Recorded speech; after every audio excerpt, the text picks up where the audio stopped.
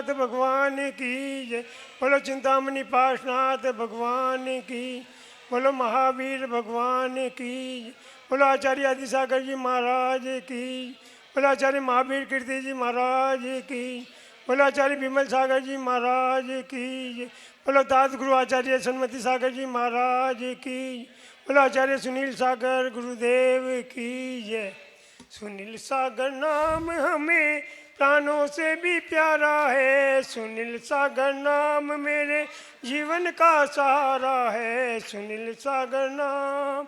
एक समय पर भोजन लेते उसी समय पर पानी, एक समय पर भोजन लेते उसी समय पर पानी, उसमें भी आ जाए अंतराय ना भोजन ना पानी। सुनील सागर नाम हमें प्राणों से भी प्यारा है, सुनील सागर नाम मेरे जीवन का सहारा है। बोलो आचार्य सुनील सागर गुरुदेव की। अहमदाबाद में आने के बाद बड़ा ही अच्छा चतुर्मास और वो अतिशयकारी जो ये जगह है हाटकेश्वर, जहाँ पर पिछली बार 2018 में आचार्य श्री का संघ आया था, और आने के बाद में इस पर जो भव्य धर्मशाला का शिलान्यास और बनाने का प्रोग्राम हुआ, वो बड़े भव्यता से उसको तैयार किया गया। और ये सब सिर्फ आचार्य सुनील सागर जी का आशीर्वाद है कि इतनी बड़ी बड़ी धर्मशाला यहाँ पर बनी।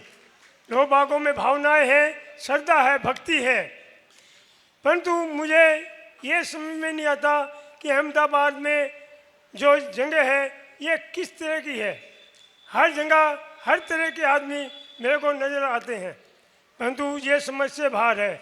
अभी हमारा जहाँ चतुर्मास था, मैं यही नहीं पता कि वो वहाँ पर पहले जैनी रहते थे या मुसलमान रहते थे या पंजाबी रहते थे। मेरी समझ से बिल्कुल बाहर रहा। वहाँ की वेशभूषा और व्यवहार देखकर मैं हैरान रह गया कि पहले यहाँ पे मुसलमान रहते थे या पंजाबी रहते थे, क्योंकि उनकी वेशभूषा सारी की सारी पंजाबी और मुसलमानों की तरह थी, जबकि यहाँ पर वैसी वेशभूषा नहीं है। मैं देख के हैरान रहा कि ये जैनी है या नहीं है। देखो, हमने अगर किसी की नकल की है उसके लिए अकल भी होनी चाहिए। वहाँ मुसलमान और पंजाबी सूट वगैरह घाघरा पहनती हैं लेडीज, तो वही देख के सारे के सारे ने वही पहनना चालू कर दिया। 70 साल की 80 साल की बुढ़िया भी वही वेशभूषा पहनती थी, परंतु ये नहीं देखते कि पंजाबी या मुसलमान अगर लहंगा चुन्नी पहन के जाती हैं तो छोटी बच्ची हो या बड़ी बच्ची हो सिर ढक के बिल्कुल जाती हैं, बड़ी तमीज़ से जाती हैं। आप कश्मीर में या कहीं भी देखिए तो बड़ी अदब के साथ में जाती हैं, घर से बाहर नंगे सिर नहीं जाती। परंतु जैनियों को देखो, जैनी की लेडी चलेंगी, गुरु के पास जाएंगी, मंदिर के पास जाएंगी, सिर उघाड़ कर ऐसे जाएंगी जैसे पता नहीं क्या है। ये वेशभूषा जैन धर्म की ओर बेइज्जती करने के लायक कर रहे हैं। हमको तो जैन धर्म का ऐसे सिद्धांत और ऐसे पचनों पर चलना चाहिए। लोग बाग हमारे नाम की कस्में खाते हैं कि जैनी ऐसे दयालु और इतने क्रियावान होते हैं और इतने साधनावान होते हैं, पूजा पाठ भक्ति करते हैं, त्याग तपस्या करते हैं, परंतु अब उसको देखकर अहमदाबाद के आदमियों को देखकर ऐसे लगा कि सारे के सारे मिट्टी में मिलाने के चक्कर में है। 90% वहाँ के जैनी रात को भोजन करते हैं। 10 साल से लेकर 90 साल तक के बुढ़े रात को भोजन करते हैं। मैं देख के हैरान रह गया कि ऐसी संस्कृति जैनी कहलाने का। नाम लिखने से जैनी नहीं हो जाता कि नाम लिख लिया रामलाल जैन तो जैनी हो गया, नहीं। जो संस्कार हैं, जो नियम हैं, वो जैनी वाले अपनाएंगे तो जैनी खिलाएंगे, नहीं तो जैनी खिलाने का हमको कोई अधिकार नहीं है। आप अभिषेक करते हैं, पूजन करते हैं, रात को भोजन करते हैं तो पुण्य करने की जगह बल्कि दोष लग रहा है, आपको पाप लग रहा है। रात का भोजन त्याग करना उत्तम है, अभिषेक और पूजा करना इतना अनिवार्य नहीं जितना कि रात का भोजन का त्याग करना है। आप जीवों की हिंसा कर रहे हैं, शादी ब्याह फंक्शन कर रहे हैं और रात को भोजन कर रहे हैं, ये बिल्कुल भी नहीं है। अभी हम मैदानी में गए, वहाँ का हालत देख के बिल्कुल भी अचंभे में रह गया। छोटे से लेकर बच्चे रात्रि भोजन त्याग और इतनी धर्म के ऊपर आस्था कि देख के मैं हैरान रह गया कि अहमदाबाद के अंदर ऐसा भी जगह है जहाँ पर इतनी बच्चों की तपस्या है। मैं हाथ लेने के लिए गया तो जहाँ भी जाता हूँ पूछता हूँ रात्रि भोजन, तो सब कहते हैं खाते हैं, परंतु वहाँ के 10 साल के बच्चा भी कहता है मैंने कहा रात्रि भोजन, कहने लगा जी त्याग दो। कहने का मैंने कहा बोलो कितना? माँ ने कहा अरे बच्चा है छोटा, 15 दिन का 1 महीने का। बच्चे ने कहा नहीं मैं 1 साल का लूँगा। वहाँ के बच्चों ने अपने आप 1-1 साल के लिए वो कहने लगे देव दर्शन करेंगे, अभिषेक करते हैं, इतनी श्रद्धा बच्चों के अंदर है। क्योंकि मैंने देखा वहाँ पे वो क्लास लगी थी, मतलब धर्म चलता है, क्लासें लगती हैं, वहाँ पे धर्म सिखाया जाता है, जिससे बच्चों के अंदर सबके अंदर संस्कार है।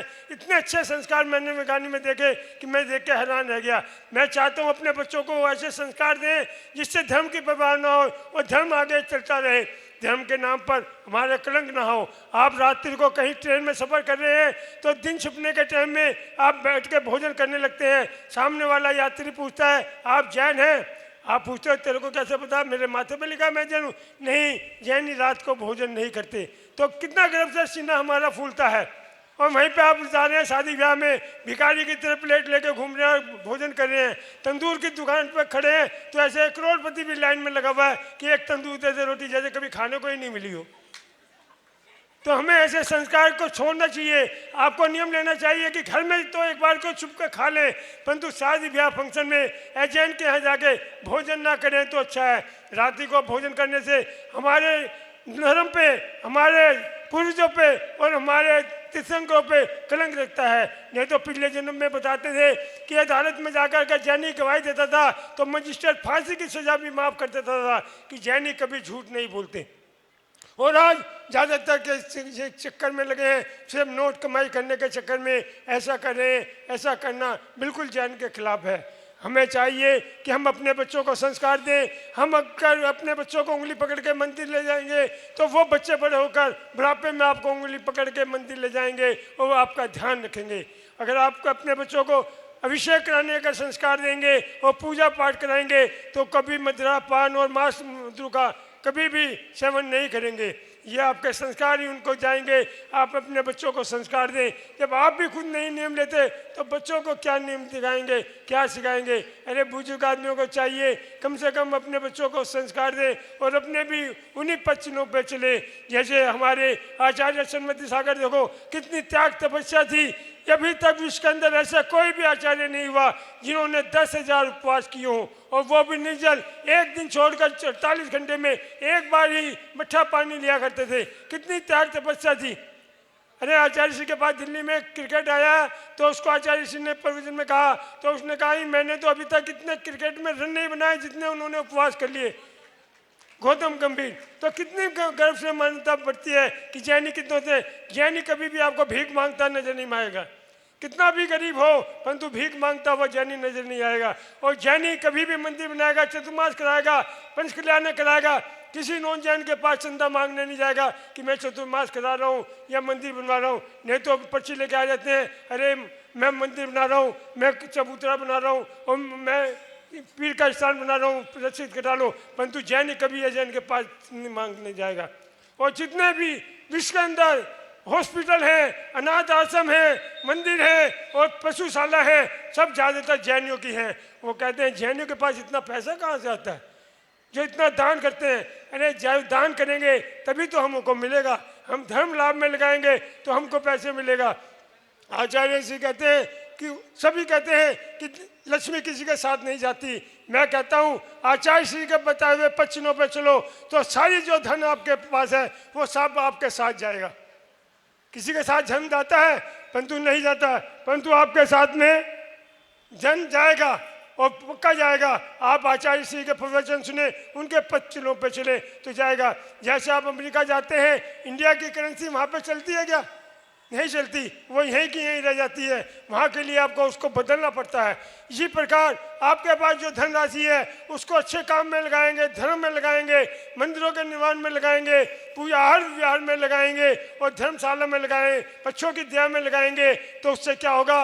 आपका वो धन राशि अगले जन्म में आपके पुण्य के काम आएगा। जितने भी सेठ हैं ये सब पिछले अच्छे पुण्य कर्म के थे जो मिले हैं। हमने भी कोई अच्छे पुण्य कर्म के थे पिछले जन्म में जो हमें ये दीक्षा मिली है, मुनि दीक्षा मिली है। ऐसे ही नहीं मिल जाती बड़े आसानी से। अच्छे कर्म करने हैं, आप अच्छे कर्म अभी करेंगे तो आपको उसका फल मिलेगा। ये बुरे कर्म करेंगे तो भुगतना पड़ेगा। जितने भी परेशान हैं, दुखी हैं, वो कहते हैं मैं तो बड़े अच्छे कर्म कर रहा हूँ, पूजा पाठ भक्ति कर रहा हूँ, फिर भी दुखी हूँ। वो तू इस बार के काम करने से नहीं, पिछले भक्त देख तूने कितने पाप किए थे, कितनी गलती किए थे, कितने लोगों को सजाया था, जिसकी सजा तुझको मिली। महाभारत में ताश्री अपने रथ पर जा रहे हैं, जाते जाते देखते हैं कि एक सांप उनके रथ के आगे से गुजर रहा है, तो वो रथ को रोकते हैं। रथ को रोकने के बाद में उसे तीर से हटा के फेंक देते हैं। उसको बचाने का ध्येय था कि वो बच जाए, उसकी हिंसा ना हो, परंतु वो जाकर झाड़ियों में फंस जाता है, झाड़ियों में फंसा रहता है और उसकी मृत्यु हो जाती है। उसकी सजा उनको मिलती है, वो भी तीर के पानों पे लेटे होते हैं। कृष्ण जी से पूछते हैं कि मैंने ऐसा कौन सा पाप किया था, 7 भव में मैंने कभी भी किसी के साथ नारी को नहीं सताया, ब्रह्मचार्य का पालन किया, दया धर्म किया, फिर मैं इतना पाप क्यों भुगत रहा हूँ। तो कृष्ण जी बोले 8वां भाव देखो। तो उसने देखा 8वां भाव, वो देख के हैरान रह गया कि रथ पे जाते हुए मैंने ऐसे सांप को फेंका था, झाड़ियों में फंस गया। उसकी सजा 8वें भाव में जाके भुगतनी पड़ी, जबकि उसके मारने के भाव नहीं थे, फिर भी उनने इससे कर्म भुगते। तो हम रोजाना कितने पाप करते हैं, कितने झूठ बोलते हैं, कितने लोगों का जीव दुखाते हैं, तो हमें कितनी सजा भुगतनी पड़ेगी और कौन से भव में भुगतनी पड़ेगी, इसका हमें मालूम नहीं है। परंतु आप सोचते हैं मैं पड़ोसी को, दोस्त को फुद्दू बना रहा हूँ, परंतु ये नहीं पता उधर ऊपर भगवान का एंटीना है, उसमें सब नजर आ रहा है। यह कितना फुद्दू बना रहा है दोस्त को, कितना बीवी को बना रहा है, कितने साधु को बना रहा है, समाज को बना रहा है, सब भगवान की निगाह में आता है और उन्हें सब पता होता है।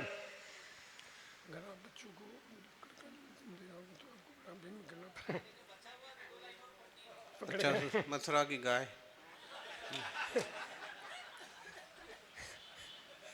दिल्ली की लड़की मथुरा की गाय, कर्म फूटे तो बाहर जाए। दिल्ली का शावक सतीश चंद आचार्य सुनील सागर के पास आके अपना कल्याण कर रहे, मुनि सर्वा सागर बन जाए। पशु में बिल्ली का, डंडे में गिल्ली का और दिल्ली में मुनि सर्वा सागर का बड़ा ही महत्व है। बोला आचार्य सुनील सागर महाराज।